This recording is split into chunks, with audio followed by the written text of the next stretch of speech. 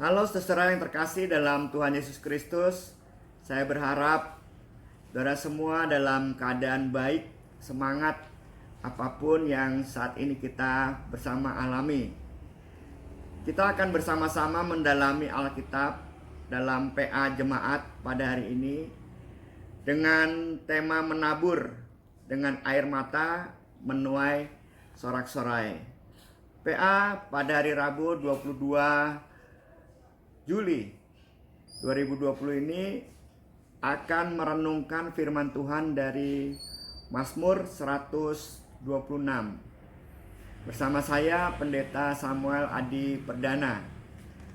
Mari kita bersama-sama berdoa. Tuhan, pada hari ini kami bersyukur atas kesehatan dan kesempatan yang Tuhan berikan setiap saat pada kami. Kami ingin berPA bersama, biarlah kuasa Roh-Mu yang kudus memimpin kami semua. Biarlah Tuhan memberi kesempatan pada kami juga memaknai kehidupan kami melalui firman Tuhan yang kami renungkan dan telaah hari ini. Dalam Tuhan Yesus Kristus kami berdoa. Tema menabur dengan air mata, saudara, menuai sorak-sorai, itu merupakan sebuah tema yang diambil dari Mazmur 126 itu sendiri. Kita akan baca Mazmur itu bersama-sama. Ketika Tuhan memulihkan keadaan Sion, keadaan kita seperti orang yang bermimpi. Pada waktu itu mulut kita penuh dengan tertawa dan lidah kita dengan sorak-sorai. Pada waktu itu berkatalah orang di antara bangsa-bangsa, Tuhan telah melakukan perkara besar kepada orang-orang ini. Tuhan telah melakukan perkara besar kepada kita, maka kita bersukacita. Pulihkanlah keadaan kami, ya Tuhan, seperti memulihkan batang air kering di tanah Negeb. Orang-orang yang menabur dengan mencucurkan air mata akan menuai dengan sorak-sorai. Orang yang berjalan maju dengan menangis sambil menabur benih pasti pulang dengan sorak-sorai sambil membawa berkas-berkasnya. Ada ungkapan saudara dalam kekristenan yang mungkin juga saudara kenal juga atau pernah mendengarnya, yaitu setiap orang Kristen memiliki salibnya masing-masing. Memiliki salibnya, yang dimaksud salib adalah seringkali itu beban hidup atau pergumulan hidup. Dan saya sendiri sih mengamininya, bahwa saya juga merasakan memiliki salib saya juga. Kalau diperluas, ungkapan ini juga bisa dikatakan oleh sebuah keluarga, bahwa setiap keluarga juga memiliki salibnya masing-masing. Dan diperluas lagi, bisa juga sebuah gereja atau komunitas beriman juga pasti memiliki salibnya masing-masing. Untuk memastikan ini, saudara-saudara, saya mewawancarai beberapa orang ya di gereja. Ya, anggap saja mereka mewakili pendapat atau pemikiran tentang setiap orang Kristen memiliki salibnya masing-masing. Mari kita dengarkan ungkapan-ungkapan mereka. Nah, sekarang saya bersama dengan Ibu Vero ya. Bu Vero pernah mendengar ungkapan bahwa orang Kristen punya salibnya sendiri-sendiri? Ya. Pernah ya? Ya, saya pernah. Nah, apa tuh menurut Bu Vero salib itu, yang dimaksud salibnya sendiri-sendiri itu? Bagi saya salib itu adalah permasalahan kehidupan yang setiap hari selalu datang silih berganti. Wah, silih berganti. Ya. Kayak itu ya, kayak tamu ya, masalah ya. Bagaimana kalau menurut Bu Yesi? Apakah juga pernah mendengar ungkapan tiap orang Kristen itu memiliki salibnya masing-masing? Ya, pernah sih. Kalau menurut Bu Yesi apa itu salib itu? Ya, semacam pergumulan yang dihadapi dalam kehidupan sehari-hari sih. Begitu ya, Ya. pergumulan yang dihadapi sehari-hari. Makasih ya. Kalau Ya, sekarang saya bersama dengan Pak Sartono. Pak Sartono, ya pernah dengar ungkapan bahwa setiap orang Kristen itu punya salibnya sendiri-sendiri. Ya, pernah. Sedangkan Pak Sartono sendiri gimana memahami salib Pak Sartono? Pak Sartono punya salib kan? Punya. Punya. Ya, Apa tuh? Ketika cucu-cucu saya tuh kurang obey, itu salib buat saya. Kurang patuh. Ya, Oh, itu salib ya. Jadi apa ya? Sesuatu yang diharapkan tapi tidak kunjung-kunjung tiba. Ya. Anak nggak kunjung-kunjung obey. Ya. Cucu ya nggak Ya. kunjung-kunjung obey. Makasih ya Pak Sartono. sama-sama. Nah, sekarang saya bersama Ibu Lonika ini yang biasanya mengurus keuangan di gereja. Bu Lonika juga pernah dengar ya ungkapan bahwa setiap orang Kristen tuh punya salibnya sendiri-sendiri. ya Bu Lonika juga punya salib. punya Apa itu menurut Bu Lonika salib itu? permasalahan yang ada termasuk salib. Apa? Permasalahan. Permasalahan yang ada itu salib. Makasih ya Bu Lonika. Sekarang kita bersama Pak Jumeno, karyawan paling tua ini. Udah mau pensiun nggak? Pensiun. Pak Jum pernah mendengar orang Kristen punya salibnya masing-masing. Ya, nah, Pak Jum sendiri punya salib nggak? punya. Apa itu? Salib adalah suatu kebanggaan atau kita memegang Yesus yang erat-erat. Wah, luar biasa ya. Ya. Pak Jum malah justru agak berbeda dengan yang lain. Tetapi bagaimana apa tuh memegang salib Kristus tuh dengan bangga ya. Tapi pernah Pak Jum sekali-sekali tidak pernah bangga gitu, pernah nggak? Kayak ada nyesel gitu ya, kayak karena pergumulan banyak gitu. Oh, enggak.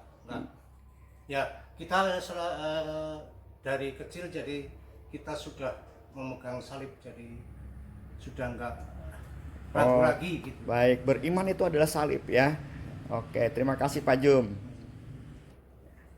Ya, saudara, itulah beberapa pandangan untuk sekedar mengetahui bahwa ungkapan itu memang cukup banyak diketahui orang-orang Kristen ya. Dan salib itu seperti tadi, bahwa permasalahan, pergumulan ya seringkali dihadapi. Bahkan tadi ada pendapat Bu Vero, setiap hari permasalahan itu silih berganti.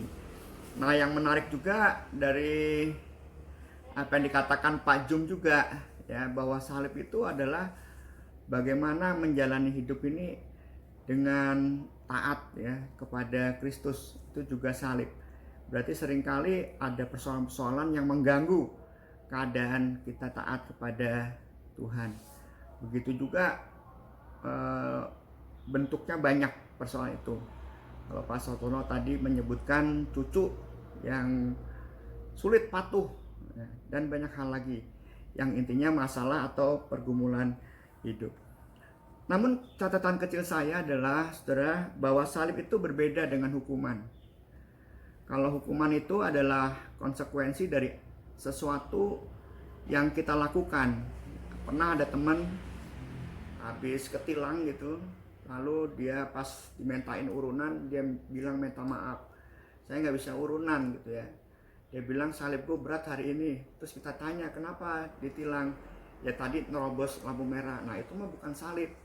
Ya, ditilang itu bukan salib. Itu hukuman konsekuensi dari pelanggaran. Kalau salib itu tadi ya sebuah keadaan yang kadang kita juga tidak sangka-sangka ya, harapan yang kadang-kadang sulit sekali kita wujudkan. Nah itu beda antara hukuman dengan salib ya, jadi harus dibedakan gitu. Salib ini bukan hukuman, tetapi sesuatu yang kita jalani, yang kita inginkan namun tidak sesuai ya, persoalan lah pergumulan hidup itu. Nah saudara-saudara, saat ini bisa juga seluruh dunia sedang memanggul salibnya menurut istilah kekristenan ya, yaitu dengan adanya pandemi atau COVID-19 ini. Termasuk juga orang Kristen, dan saya rasa dirasakan semua orang. Karena pandemi ini banyak juga orang Kristen yang mengalami kesulitan misalnya kehilangan pekerjaan, ya. Kemudian karena pekerjaan hilang, kebutuhan ekonomi meningkat, tetapi sumbernya tidak ada. Ya, kemudian pusing di situ. Dan kemudian juga ada anak-anak yang akhirnya mungkin saya mendengar juga sampai sekarang belum dimasukkan sekolah karena sulit membayar uang pendaftarannya. Jadi situasi ini situasi yang disebut salib tadi, dan ini beberapa teolog mengatakan ya harus dijalani karena ini merupakan misteri iman, ya misteri keyakinan kita, mau tidak mau kita menjalani. Kenapa disebut misteri iman? Yaitu tadi, kadang-kadang dalam situasi yang tidak menyenangkan atau pergumulan itu kita bertanya, mengapa ini terjadi Tuhan, ya, mengapa kok penderitaan ini pas muncul anak saya mau sekolah misalnya gitu. Kenapa dari dulu saya kok kerja nggak pernah lancar, selalu aja ada hal yang membuat saya ini keluar. Sekarang juga udah bagus-bagus kerja, pandemi. Saya juga nggak tahu mesti ngomong apa lagi gitu ya, bertanya apa lagi. Ini sesuatu yang menjadi misteri iman dalam kehidupan kita. Namun seserah mau nggak mau semua itu harus kita jalani. Iman kita harus lebih tegar, ya, seperti Rasul Paulus dalam 2 Timotius pasal 4 itu mengatakan bahwa hidup ini adalah sebuah pertandingan. Setiap orang Kristen menjalani pertandingan itu, dan kebahagiaan dari menjalani pertandingan adalah memelihara iman, yaitu pengharapan. Oleh sebab itu kita harus bertanding sampai garis akhir, kata Rasul Paulus. Nah saudara-saudara, untuk menjalani hidup dengan salib, misteri iman, agar sampai garis akhir, kita digugah untuk berani dengan konkret menjalani kehidupan ini dengan coba memaknai peristiwa yang kita alami sebagai salib itu dengan iman atau pengharapan pada Tuhan. Mengapa? Supaya kita bisa tetap berkarya dalam hidupnya. Artinya menjalani hidup ini dengan seharusnya gitu, semestinya, dengan semangat, dengan tetap tegar juga seperti sebelum ada kesulitan-kesulitan itu atau pandemi ini. Nah, salah satu caranya kita akan memahami itu dari Mazmur 126. Yang ditawarkan adalah sebuah tindakan refleksi dari Mazmur 126 itu. Mazmur 126 yang kita baca mengarahkan kita kepada peristiwa bangsa Israel atau umat Tuhan pasca pembuangan Babel. Hal ini dapat kita lihat dalam ayat yang pertama. Saya bacakan.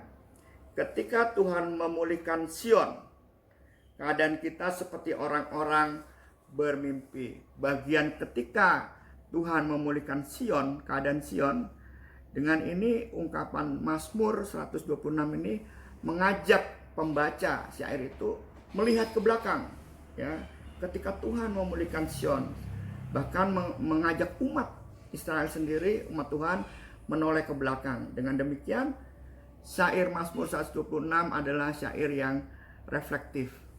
Nah, kidung ini dinyanyikan umat dalam rangka refleksi untuk menjalani kehidupan yang umat jalani pada masa lalu dan juga membaca jalan kehidupan masa kini.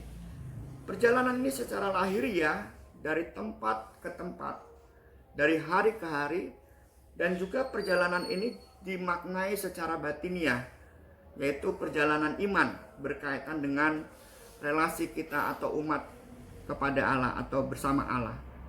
Nah, syair Mazmur 126 ini mau menunjukkan bahwa perjalanan hidup kita, baik lahiriah dan batiniah kita, harus dijalani dengan cara reflektif atau dengan berefleksi. Apa tujuannya? Tujuannya agar pikiran yang biasanya tertuju pada hal-hal yang sesehari, yaitu kebutuhan-kebutuhan kita, ya hal sehari, agar pikiran yang biasanya tertuju pada hal-hal sehari-hari dan batin kita, iman ya yang biasa tertuju pada relasi kita dengan Allah itu tetap terjaga suasananya, sehingga kita dapat menjalani hidup dengan semangat. Tapi saya juga mau memberi catatan sedikit lagi, saudara, bahwa seringkali umat segera merespon apa yang kelihatan berdasarkan kebutuhan tadi, yaitu pikiran. Jarang cepat merespon relasinya dengan Allah atau secara batinia. Misalnya bisa kita lihat saat umat Israel ada di padang gurun, keluar dari tanah Mesir, mereka mengeluh kepada Musa ya bahwa percuma keluar dari Mesir kalau kehidupan mereka itu di padang gurun dan setiap kali terancam kematian gitu ya. Bisa kita lihat dalam Keluaran 17 ayat 3c saat mereka kehausan misalnya. Begini katanya, kata umat kepada Musa, "Mengapa pula engkau memimpin kami keluar dari Mesir untuk membunuh kami, untuk membunuh anak-anak kami, untuk membunuh ternak kami dengan kehausan?" Itu protes umat kepada Musa. Jadi lebih cenderung pikiran ya, hal-hal yang lahiriah itu cepat direspon gitu. Sedangkan maksud Allah mengeluarkan dari tanah Mesir menuju tanah perjanjian, maksud Allah ya yang disampaikan Musa dan pimpinan Allah yang diwakili Musa itu tidak terlihat lagi di situ. Jadi mereka mengeluh. Oleh itu, saudara-saudara, tindakan refleksi atau reflektif dari Mazmur 126 ini lebih condong mengarahkan kita sikap untuk mampu melihat relasi kita dengan Tuhan. Jadi umat diajak setiap kali membaca Mazmur 126 itu untuk mencondongkan dirinya, ya, menempatkan segala pikiran dan hatinya ini ke dalam relasinya dengan Tuhan. Ya, artinya mereka harus mengingat tentang karya yang sudah dilakukan Tuhan bagi umat. Di awal, saudara, tadi kita sama-sama mengetahui informasi bahwa Mazmur 126 ini adalah syair yang ditulis pasca pembuangan Babel. Artinya Israel sudah berada di Sion, negerinya sendiri. Dikatakan di ayat yang ketiga, umat bersukacita. Di ayat yang kedua A, mulut mereka penuh tawa dan lidah penuh sorak-sorai. Misalnya, pada waktu itu mulut kita penuh dengan tertawa dan lidah kita dengan sorak-sorai. Lalu mereka berkata, seperti mimpi rasanya. Ya, karena bisa keluar dari pembuangan Babel dan kembali ke Sion. Seperti mimpi rasanya. Jadi sorak-sorai dan lidah yang penuh sorak-sorai dan sukacita itu rasanya mimpi gitu ya. Betapa tidak ya, karena di tanah pembuangan Babel itu mereka berpuluh-puluh tahun. Lalu Tuhan pada waktu pemulihan mereka bisa merasakan kelegaan yang luar biasa. Bahkan saudara-saudara, kelegaan atau pemulihan Tuhan terhadap umat Israel ini juga diakui oleh bangsa-bangsa lain. Bangsa-bangsa yang bukan umat Allah. Siapa itu? Ya, bangsa-bangsa lain. Dengan ucapan begini di ayat 2c. Tuhan telah melakukan perkara besar kepada orang-orang ini. Jadi itu diungkapkan ya oleh umat bangsa-bangsa lain. Nah, perhatikan bahwa dasar sukacita ini bukan terletak pada keberuntungan atau perbuatan umat, melainkan pengalaman atas karya Tuhan dalam kehidupan umat. Dikatakan pada ayat 3, Tuhan telah melakukan perkara besar kepada kita, maka kita bersukacita. Itu dulu ya peristiwa. Sekarang saat mereka sudah ada di Sion, ternyata ada persoalan lagi gitu. Jadi bukan sekedar mereka dari pembuangan Babel menuju Sion mereka bersukacita, ya itu memang bersukacita. Tetapi persoalan baru adalah Sion yang sekarang mereka diam ini adalah tanah yang butuh diolah gitu. Dan bahkan tanah di negerinya sendiri itu kering, ya. Jadi ini sesuatu persoalan lagi gitu. Nah, mereka perlu mengusahakan tanah Sion ini. Hal ini tercermin pada ayat yang keempat, ya. Mereka berharap pada Tuhan memulihkan mereka dari batang air kering seperti di tanah Negeb. Saya bacakan ayat yang keempat. Pulihkanlah keadaan kami ya Tuhan, seperti memulihkan batang air kering di tanah Negeb. Ya, jadi ada harapan bahwa Sion yang mereka tinggali sekarang perlu diolah segala sesuatunya. Nah, mereka memohon kepada Tuhan supaya dipulihkan. Tanah Negeb sendiri, saudara-saudara, adalah sebuah daerah ya, yang curah hujannya sedikit. Panasnya menyengat, tetapi memang kalau udah hujan datang, airnya itu langsung tersimpan di permukaan air. Jadi ada semacam air-air yang bisa digunakan membuat tanah itu subur. Air itu tersimpan dalam tanah. Nah, umat dalam membangun Sion, karena mengingat ya pembelaan Allah di masa lalu saat mereka di tanah pembuangan Babel, Allah memulihkan, memimpin umat masuk ke Sion, ya, umat masuk ke Sion. Hal itu dijadikan, ya ini refleksi umatnya, dijadikan pedoman, dijadikan dasar bahwa saat kami akan memulihkan Sion, tanah kami subur, supaya subur ya bisa dihidupi, maka kami juga akan berharap kepada Tuhan yang sama yang memulihkan kami dari tanah Babel itu. Ini refleksinya dibawa ke masa sekarang. Pulihkanlah kami seperti batang air di tanah Negeb, ya, jadi yang jadi subur gitu dan siap untuk mereka olah. Nah, saat mereka berefleksi terhadap masa lalunya itu, ya, bahwa Allah yang telah memulihkan mereka dari tanah pembuangan lalu membawanya ke masa kini, pergumulannya sekarang yang baru yaitu bagaimana memulihkan Sion. Mereka membawa persoalan melalui refleksinya itu ke hadapan Allah, artinya ke dalam relasi mereka dengan Allah. Lalu apa yang terjadi? Yang terjadi adalah muncul keyakinan dalam diri umat. Artinya Sion yang kering itu, salib mereka sekarang, ya, karena refleksinya tadi muncul satu keyakinan bahwa umat akan mengelola Sion bersama dengan Tuhan. Nah, keyakinan itu bisa kita baca di ayat 5 dan 6. Orang-orang yang menabur dengan mencucurkan air mata akan menuai dengan sorak-sorai. Orang yang berjalan maju dengan menangis sambil menabur benih pasti pulang dengan sorak-sorai sambil membawa berkas-berkasnya.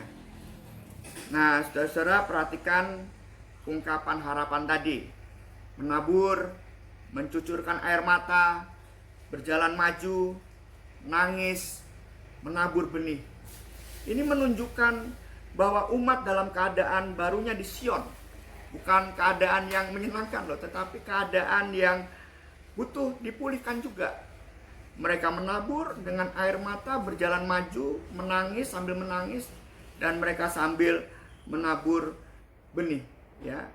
Jadi mereka tetap keluar dari pembuangan, masuk ke Sion, tapi dengan keadaan yang tidak bagus. Mereka butuh memulihkan ini, tapi mereka selain berusaha, mereka juga letakkan segala kesulitan mereka untuk membangun Sion itu kepada Tuhan. Lalu muncul keyakinan yang tadi, kami pasti bisa melakukannya sekalipun kami mengeluarkan air mata. Kenapa? Karena refleksinya tadi, karena Tuhan dulu telah membuat kami tertawa dengan lidah kami, ya. Kami bersyukur, kami bersukacita, ya, karena Tuhan memulihkan kami dari pembuangan itu. Nah, saudara-saudara yang terkasih dalam Tuhan Yesus Kristus, itu berarti umat meyakini sekalipun mereka dalam kesulitan, ya, mereka tetap tegar, mereka tetap penuh semangat, mereka meletakkan semua kesulitan itu dalam relasinya dengan Tuhan bersama-sama. Nah, mungkin pertanyaannya bagi kita sekarang adalah, apakah sorak-sorai untuk membangun Sion, ya, ketika mereka sudah meletakkan harapannya kepada Tuhan, seperti ungkapan orang yang menabur dengan mencurahkan air mata akan menuai dengan sorak-sorai, orang yang berjalan maju dengan menangis sambil menabur benih pasti pulang dengan sorak-sorai sambil membawa berkas-berkasnya. Apakah akan terjadi lagi di Sion di masa depannya dengan harapan itu? Nah, ini juga pertanyaan yang penting, ya, apakah itu akan terjadi? Seperti saya dulu bertanya saat saya divonis kanker nasofaring dan tim dokter mengatakan kamu harus menjalani terapi ini, yaitu 3 kali kemoterapi dan 35 kali radiasi. Lalu saya bertanya kepada tim dokter itu, apakah saya akan sembuh setelah melewati terapi ini? Dokternya berkata, tidak tahu. Yang penting kita menjalani semuanya itu dulu, karena itu prosedurnya.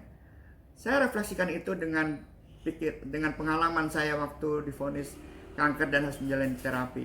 Jadi kalau kita bertanya apakah umat dengan keyakinan di masa lalunya Tuhan itu memulihkan, lalu di Sion mereka harus menabur dengan air mata sambil menangis, berjalan maju, akan mendapatkan hasil sorak-sorai.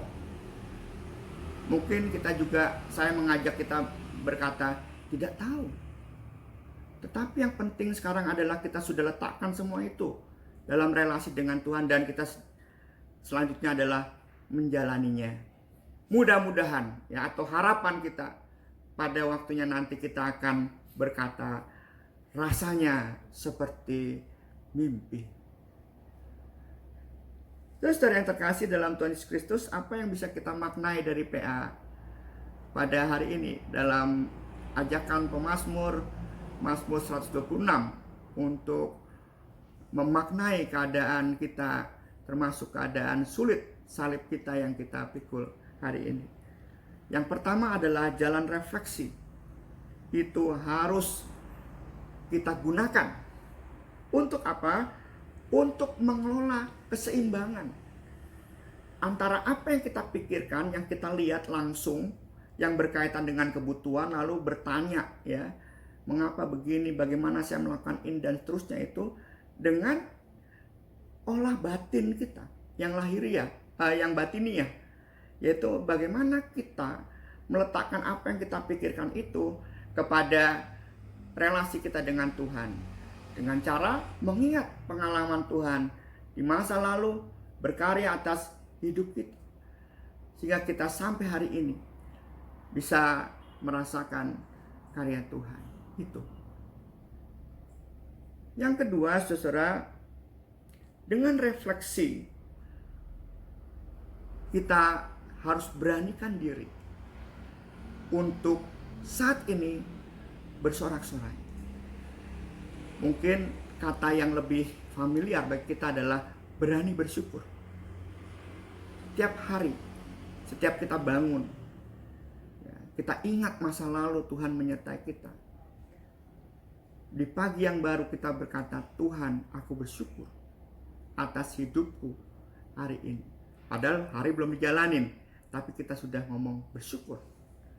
Nah, setelah hari dijalani, dalam kehidupan kita ternyata banyak masalah lagi.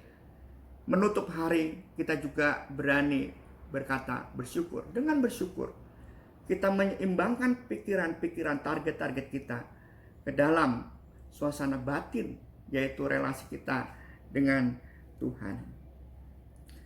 Dan yang ketiga, saudara-saudara, serahkanlah, ya, dalam kehidupan kita apapun yang kita harapkan dan inginkan, sebuah suasana yang menyenangkan, membahagiakan kita ke dalam relasi kita dengan Tuhan.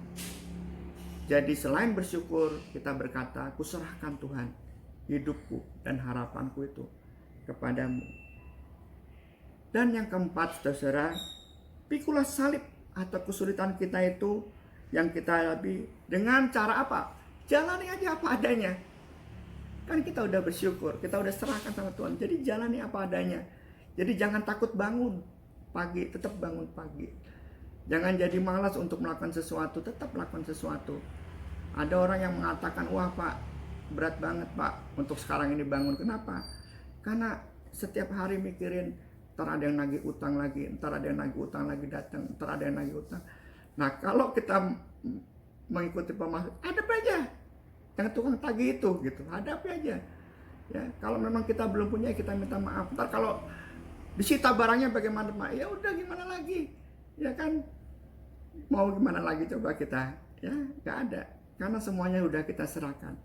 Yang penting itu kita jangan kehilangan rasa percaya kita kepada Tuhan, dan juga jangan berhenti aktivitas hidup kita karena semua itu. Terus saja jalani. Ingat tadi, orang yang menabur dengan mencucurkan air mata, hidup yang terus dijalani dengan tekun dan percaya sekalipun untuk penuh air mata, Tuhan akan memberi sorak-sorai. Ya. Kita menabur benih dengan menangis, terus berjalan maju. Ya, kita terus berkarya, melakukan hal-hal yang sederhana, tapi yaitu memang harus kita lakukan gitu. Tapi terus beriringan dengan itu ada bahaya, kita lakukan saja terus. Karena orang yang maju dengan air mata akan bersorak-sorai membawa berkas-berkasnya. Jangan terpancing lagi mau nanya sama saya, apakah itu betul terjadi? Saya bilang, jalani aja dulu ya. Seperti dokter saya berkata, kita jalani saja dulu. Nanti saudara akan merasakan seperti mimpi rasanya. Lalu yang terakhir, saudara, berbagilah kehidupan ini dengan sesama selain dengan Tuhan. Ya, kita kasih tahu istri, anak-anak, pergumulan seorang ayah atau suami, begitu juga istri beritahu gitu ya. Ya memang agak kaget gitu ya diberitahu. Kenapa yang diberitahu? Karena Pak, aku tadi utang sama ini ya. Suaminya kaget, nggak apa-apa. Terus mau ngapain lagi gitu? Kalau cuma kaget doang kan nggak ada solusi apa-apa gitu ya. Kok utang-utang terus sih Pak Samuel? Ya memang saya juga bingung kenapa saya ngomong utang-utang terus hari ini. Ya mungkin terpengaruh saja dengan suasana anggota jemaat yang beberapa atau orang lain yang mengatakan hal-hal seperti itu. Ya mau apa lagi gitu. Kalau kita juga mendengar dari saudara kita seperti itu, ya kita berbagi juga untuk mendengarkan persoalan-persoalan itu. Jangan takut berbagi. Dari kesemuanya itu, saudara yang terkasih dalam Tuhan Yesus Kristus, kita telah melakukan sebuah tindakan refleksi, mengingat karya, kemudian menghadirkan Allah yang pernah berkarya pada kita, memulihkan kita tuh hari ini. Dan kita yakin itu ya, kita jalani hidup ini dengan biasa, dengan cucuran air mata, namun dengan keyakinan ya. Apakah itu nanti terjadi ada sorak-sorai? Jangan pikirkan itu, yang penting kita tekun sekalipun ada air mata. Yang penting kita terus maju menabur sekalipun ada tangisan. Dan pada akhirnya nanti kita akan merasakan seperti mimpi rasanya. Tuhan memberkati kita semua. Mari kita bersatu dalam doa. Tuhan, kami bersyukur pada hari ini kami bisa bersama-sama merenungkan firman-Mu, dan kami merasakan ada getaran kekuatan dalam pikiran dan batin kami, bahwa tidak perlu kami takut melewati apapun juga. Kami berdoa seperti orang-orang berani, para martir, bukan supaya Tuhan mengangkat semua persoalan hidup sehingga kami hidup bahagia saja adanya, tetapi biarlah itu sekali-sekali persoalan datang, mungkin 2 kali, mungkin 3 kali, 4 kali, persoalan-persoalan itu datang, salib itu terus kami panggul. Tapi kami menyadari bahwa Tuhan yang telah berkarya memulihkan kami di masa lalu adalah Tuhan yang sama yang kami yakini hari ini untuk memulihkan kami. Pada saatnya kami akan berkata seperti mimpi rasanya. Karena perjalanan hidup yang penuh dengan beban hidup bisa kami lewati ternyata. Dan semua itu kami lakukan bersama Tuhan. Berkatilah orang-orang yang berjuang, yang tekun, menabur dengan air mata. Biarlah tiap hari mereka pulang dengan sorak-sorai. Ajarlah kami bersyukur, ajarlah kami menyerahkan semuanya, dan ajarilah kami berani untuk menjalani hidup apa adanya saja. Dan mampukan kami berbagi dengan orang lain. Berkati pemerintah kami, berkati orang-orang yang concern dengan persoalan-persoalan saat ini, khususnya tentang pandemi.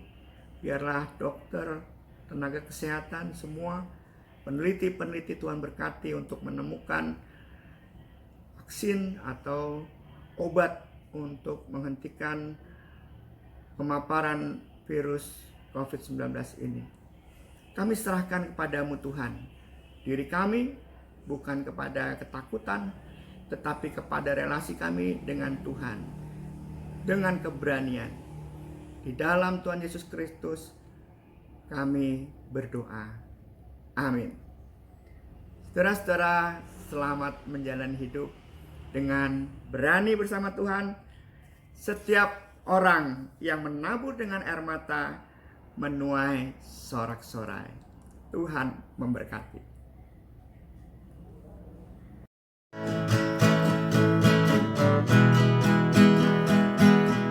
Aku takkan hari esok, namun langkahku tegak, bukan surya ku harapkan, karena surya kan lenyap. Oh tiada ku gelisah akan masa menjelang, ku berjalan serta Yesus, maka hatiku tenang. Banyak hal tak ku fahami dalam masa menjelang, tapi terang bagiku ini tangan Tuhan yang pegang. Aku takkan hari esok, mungkin langit kan gelap, tapi Dia yang berkasihan melindungiku tetap. Meski susah perjalanan, gelombang dunia menderu,